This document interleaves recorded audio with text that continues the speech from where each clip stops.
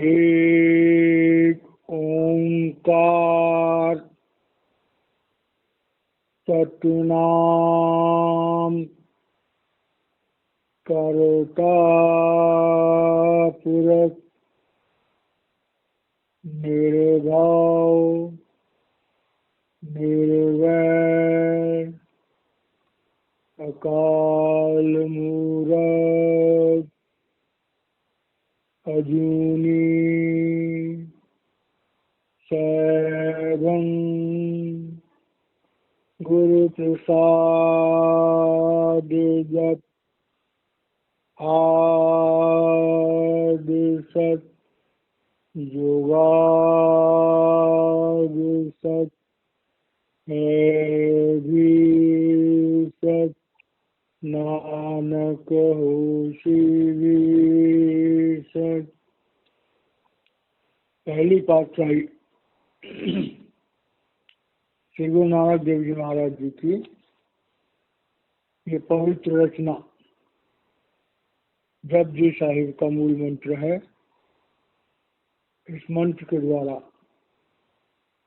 सच्चे पातशाह उस प्रभु का गुणगान कर रहे हैं कि हे परमात्मा, आप स्वयं ज्योति और श्रुति के रूप में प्रकट हुए, करोड़ों ब्रह्मांड बनाए, 83 लाख योनियां बनाई, और जब से संसार बना है आप मनुष्य का चोला धारण करके जीवों के उद्धार के लिए आते रहे हो। आज भी आप संसार में किसी न किसी मनुष्य के चोले में काम कर रहे हो, जीवों का उद्धार कर रहे हो, और जब तक ये संसार रहेगा आप जीवों के उद्धार के लिए इस संसार में सद्गुरु के रूप में आते रहोगे। ये प्रभु की बढ़ियाई है।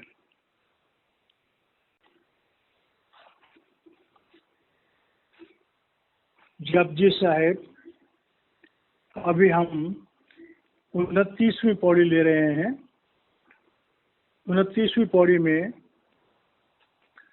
भुगत ज्ञान दया भंडारण घट घट बाजहि नाथ, आप नाथ नाथी सब जाकी रिद्धि सिद्धि आसाद, संजोग विजोग दुई कार्य चलावहीं, लेके आवहीं भाग, आदेश से आदेश, आदि अनिल अनादि अनाहत, जुग जुग एको वेश। अब भक्ति के रास्ते पर हमने 28वीं पौड़ी में ये देखा था कि गुरु साहिबान ने बताया था कि भक्ति के रास्ते के लिए हमारे जीवन में संतोष होना चाहिए, हमारे जीवन में पवित्रता होनी चाहिए, हमारे जीवन में नाम होना चाहिए, हमारे जीवन में एक सच्चा गुरु होना चाहिए जो हमें नाम से जोड़े। अब इस पौड़ी में 29वीं पौड़ी में सच्चे पातशाह कह रहे हैं कि भुगत ज्ञान, भुगत कहते हैं भोजन को, और ज्ञान कहते हैं ज्ञान। कहते हैं मेरी भक्ति के रास्ते पर जैसे हम दुनिया में अपना पेट पालने के लिए, जिंदा रहने के लिए भोजन हमारे जीवन के लिए बहुत जरूरी है, इसी तरह से भक्ति के रास्ते पे चलना है तो हमारे जीवन में ज्ञान बहुत जरूरी होना चाहिए। अब ज्ञान जो है बहुत तरह के होते हैं, व्यवहारिक ज्ञान भी होता है, लेकिन जो ज्ञान महापुरुषों ने अपने अनुभवों के द्वारा अपने कलामों में दिया गया है, आत्मा और परमात्मा के बारे में जो चीज हमें बताई गई है, यहाँ पर उस ज्ञान की कह रहे हैं। तो यहाँ पर ज्ञान का मतलब आत्मज्ञान, कि जो इंसान आत्म ज्ञान को प्राप्त करता है, दया भंडारण, और जैसे कोई भंडारा होता है तो वहाँ पर प्रसाद बांटा जाता है, तो कह रहे हैं दया जो है वो ऐसी है जैसे कि भंडारण होती है, भंडारे में बांटने वाला होता है। तो कह रहे हैं कि वो परमात्मा इस पृथ्वी पर जब आता है सदगुरु के रूप में, तो अपनी दया से अपने प्रेम को बांटता है। और जब दया से प्रेम को बांटता है तो घटघटबाजी ना। अब ये बात बड़ी गहराई से समझने वाली है। श्री गुरु नानक देव जी महाराज कह रहे हैं कि संसार में परमात्मा जब देखता है कि जीवों का उद्धार करना है तो प्रभु मनुष्य का चोला धारण करके पृथ्वी पर आता है, और पृथ्वी पर आकर के दया करके और इंसानों के अंदर जो शब्द गुम हो गया है, शब्द हर इंसान के अंदर बचता है लेकिन हम लोग गुमा बैठे हैं उसको, तो गुरु आकर के हमारे अंदर में जो शब्द और प्रकाश होता है जिसे हम गुमा चुके हैं, वो उस पर शब्द और प्रकाश को उजागर कर देता है। आप नाथ नाथी सब जाकी। और वो क्यों करता है कि वो परम पिता परमेश्वर समस्त ब्रह्मांडों का स्वामी है। तो उस परम पिता परमेश्वर अकाल पुरुष के कहने पर ही काल पुरुष बना। अब काल पुरुष की सत्ता 3 लोकों में है, लेकिन 3 लोकों में जब अकाल पुरुष आता है तो अपनी इच्छा से जो चाहे कर सकता है, क्योंकि उस प्रभु ने, उस अकाल पुरुष ने सब कुछ बनाया, उसका रास्ता कोई नहीं रुक सकता है। अब कह रहे हैं संसार में रिद्धि सिद्धि अवरासात।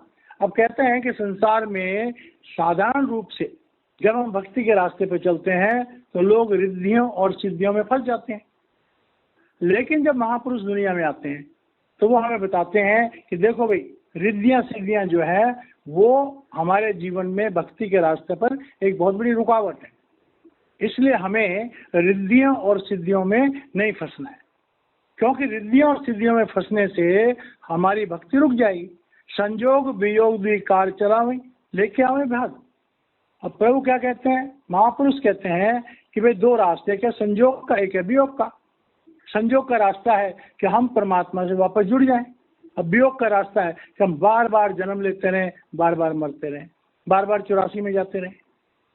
तो श्री गुरु नानक देव जी महाराज कह रहे हैं कि भाई संजोग और वियोग जो 2 रास्ते हैं वो इस संसार के सारे कामों को, कर्मों के विधान को चला रहे हैं, लेके हमें भाग।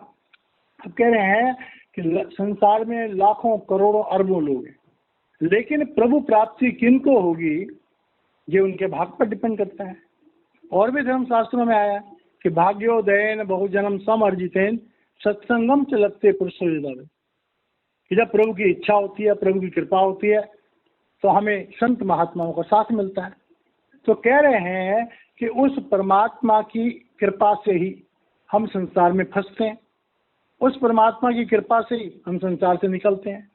और जो भाई बहन प्रभु के रास्ते पर चल पाते हैं वो प्रभु की कृपा होती है तभी हम चल पाते हैं। लेखे आवे भाग, जिसके भाग में लिखा होता है कि सदगुरु मिलना है, सदगुरु उसी को ही मिलेगा।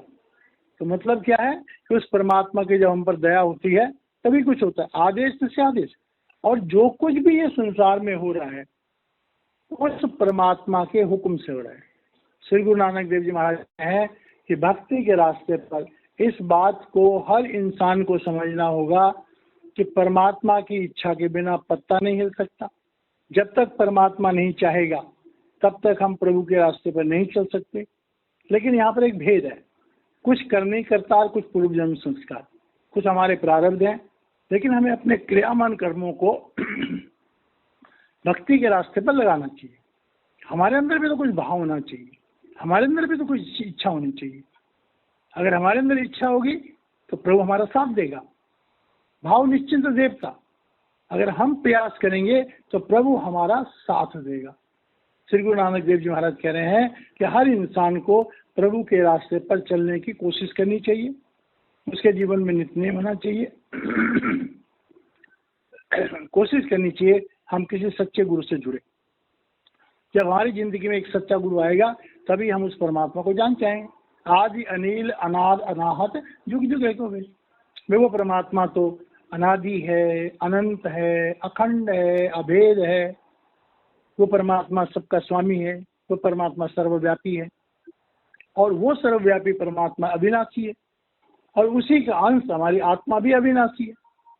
तो जब हमारी आत्मा भी अविनाशी है, परमात्मा भी अविनाशी है, तो प्रॉब्लम क्या है? प्रॉब्लम ये है कि हमारा मन जो है, जो कि काल का अंश है, प्रकृति का रिप्रेजेंटेटिव है, उसकी इच्छा होती है कि वो इस दुनिया में फंसा रहे, और क्योंकि आत्मा मन के साथ जुड़ी हुई है, इसलिए मजबूर होकर के आत्मा को भी मन के साथ रहना पड़ता है। और महापुरुष आकर के क्या करते हैं, मन को समझाते हैं। सुन मन मित्र प्यारे मिल वेला है। हमें अपने मन को समझाना होता है कि मनुष्य जीवन बड़े भागों से मिलता है। मनुष्य जीवन पाकर के हमारा एकमात्र उद्देश्य है कि हम परमात्मा को प्राप्त करें। मनुष्य जीवन पाकर के हमने परमात्मा को प्राप्त नहीं किया और यह जीवन बेकार चला गया तो हमें बहुत पछताना पड़ेगा। क्या पता कब दोबारा जन्म मिले, क्या पता दोबारा जन्म मनुष्य का मिले ना मिले। अगर मनुष्य का जन्म मिल भी गया, पता नहीं गुरु मिले कि ना मिले। सच्चा गुरु बड़ी मुश्किल से मिलता है। फिर गुरु मिल गया, हम नाम जपें कि ना जपें। तो अगर हमने इस जन्म में मनुष्य जीवन पाकर के अगर गुरु प्राप्त नहीं किया तो हमें गुरु प्राप्त करने की कोशिश करनी चाहिए। अगर हमें सच्चा गुरु मिल गया तो हमें नाम जपने की कोशिश करनी चाहिए। जीवन को सुधारना चाहिए, नित्य नेम पे चलना चाहिए। मनुष्य होने के नाते हमारे अंदर विवेक होना चाहिए, अच्छाई बुराई का हमें समझ होनी चाहिए। तो क्योंकि जब हम सत्संगों में आते हैं तो हमें बार बार यही कहा जाता है कि हमारा वास्तविक रूप आत्मा का है। शरीर हमें धारण करने के लिए दिया गया है। इस शरीर के अंदर आत्मा भी है और परमात्मा भी है, इसीलिए इस शरीर को नर नारायणी देह कहा गया।